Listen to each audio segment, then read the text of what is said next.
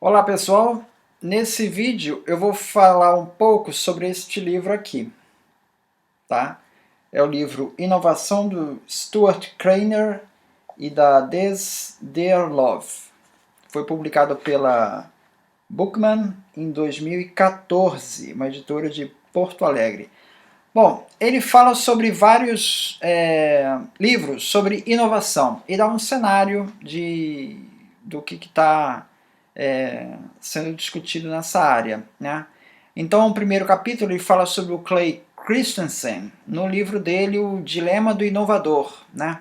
Que ele desenvolve o conceito de inovações disruptivas, né? Ele dá um exemplo da IBM, que a IBM dominava o mercado de mainframes e reagiu lentamente, até que a Digital, né, ela ganhou o mercado de mini computadores que estava surgindo. E mais tarde, o mercado de microcomputadores desbancou todo mundo novamente.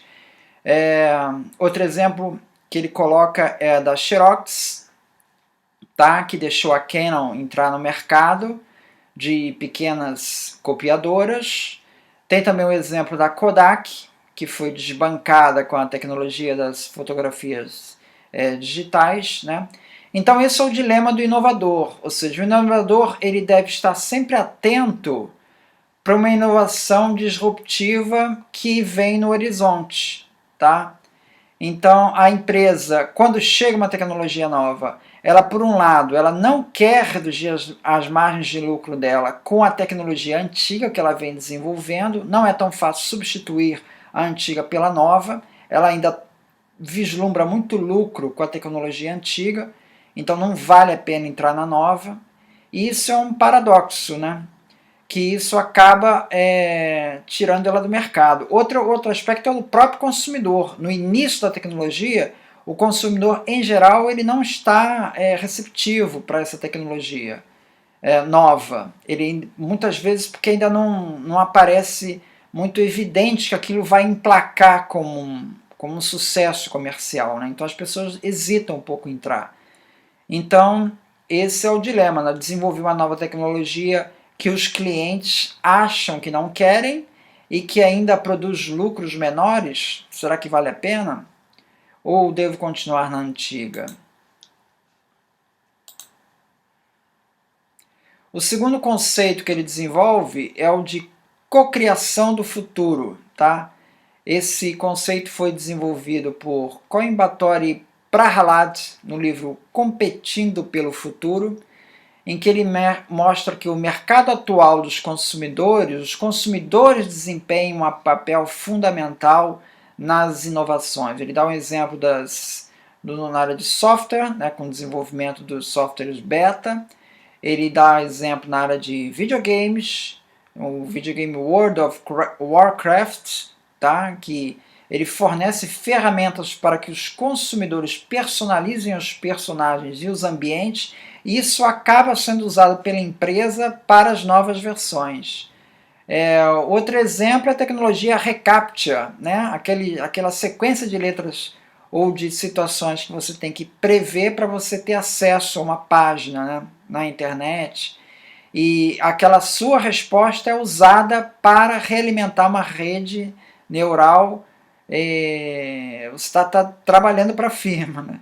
Então, essa ideia de que o usuário ele participa do processo de inovação é uma ideia que tem sido colocado aí pelo Prahalad nos livros dele. Tá? A internet também, hoje, por exemplo, você tem várias plataformas de redes sociais, Facebook. Quem é que gera o conteúdo do Facebook? São os próprios usuários. Quem é que gera o conteúdo do YouTube? São os próprios usuários, né? Isso é um conceito que vem se estabelecendo, né? Outro conceito é o de inovação aberta, que ele foi desenvolvido pelo Henry Chesbrough, num livro chamado Inovação Aberta, né? Ele é uma estratégia que vem sendo usada por algumas empresas, por exemplo, a Procter Gamble, onde mais de 50% das empresas são originárias fora da empresa, né? Ou seja, em vez de reinventar a roda, a nova lógica usa a roda para andar para frente com maior velocidade. Bom, há riscos nisso, né? O exemplo foi a Dell e a Sony, elas contratam empresas menores, por exemplo, a Quanta Computer da Taiwan e a Wipro da Índia, para desenvolver tecnologias, né, com a marca Dell e Sony, né? Essas empresas são chamadas de ODM, Original Design Manufacturers. Bom, há risco nessa tecnologia, nesse uso de filosofia de terceirização da inovação, né? Da inovação aberta, né? A Motorola, por exemplo, usou a Bank de Taiwan para desenvolver telefones celulares e, posteriormente, a Bank entrou no mercado chinês com uma marca dela, né? Então, quando uma empresa terceiriza praticamente tudo, incluindo a inovação, o que sobra de proprietário além da marca? Então, ele pondera essas questões também. Outro conceito é o de serendipidade, né? Que é o conceito de interação, né? Então, o Matt Kingdon, ele tem um livro chamado Os Verdadeiros Heróis da Inovação, em que ele desenvolve esse conceito em que fala que a Pfizer, por exemplo, ela tinha um laboratório de pesquisa onde os pesquisadores de diferentes áreas ficavam lotados num espaço relativamente pequeno, né? E ali fazia com que os diferentes departamentos entrassem em contatos entre si. Isso possibilitou o surgimento do Viagra, que foi uma tecnologia de segundo uso, e que só foi possível porque o profissional daquela área ele observou as pesquisas da outra, né? Os fenômenos da outra. Tá?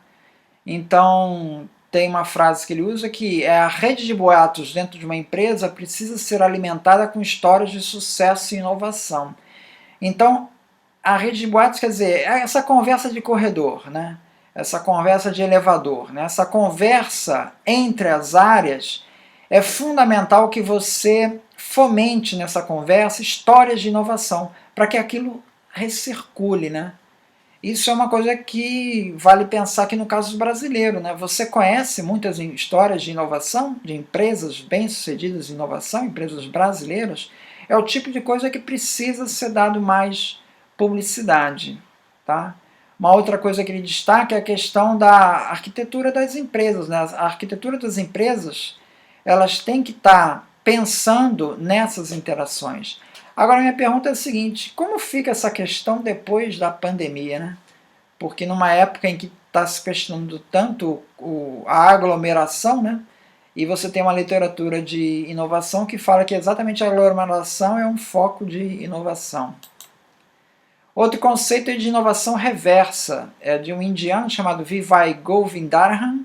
Ele tem um livro chamado Inovação Reversa, em que ele mostra cada vez mais um fenômeno curioso, ou seja, a inovação está surgindo nos países periféricos e indo para os países desenvolvidos. Ele dá o exemplo do Gatorade, uma bebida surgida lá para resolver um problema na Índia, né? E que aquilo tornou-se uma bebida, um sucesso mundial. Foi exportada para um modelo exportado para outros países, né? Então,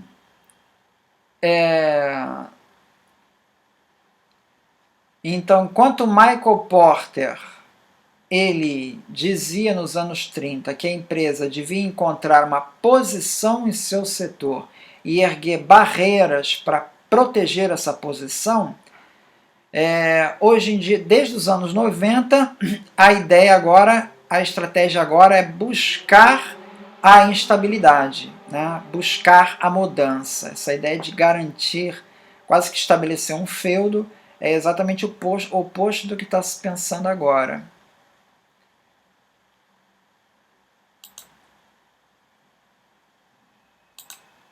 Outro conceito é o conceito de gestão da inovação. O Gary Hamel, no livro Liderando a Revolução, ele mostra que aqueles conceitos de administração do Taylor e de Fayol, eles buscavam resolver o problema de como produzir com eficiência usando uma mão de obra não qualificada, né? Hoje em dia o problema é outro, ou seja, é você como promover a inovação. Esse é que é o foco principal. Tá? Então você tem modelos como o da GE, que desenvolveu o conceito de laboratório de pesquisa.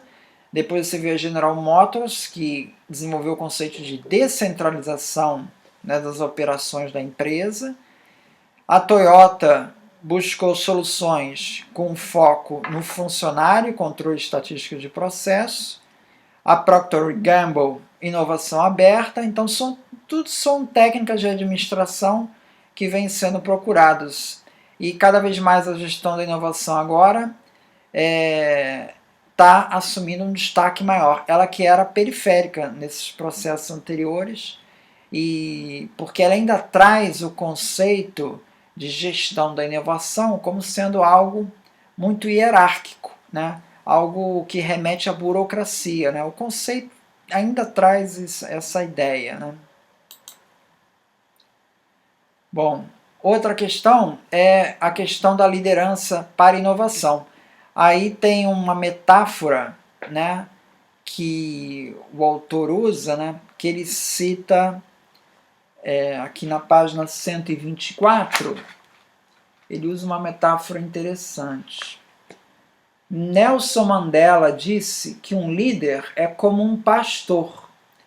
Ele fica atrás do rebanho. Quer dizer, veja, a gente sempre aprendeu que a ideia do líder é aquele que fica na frente dizendo para onde caminhar. Né?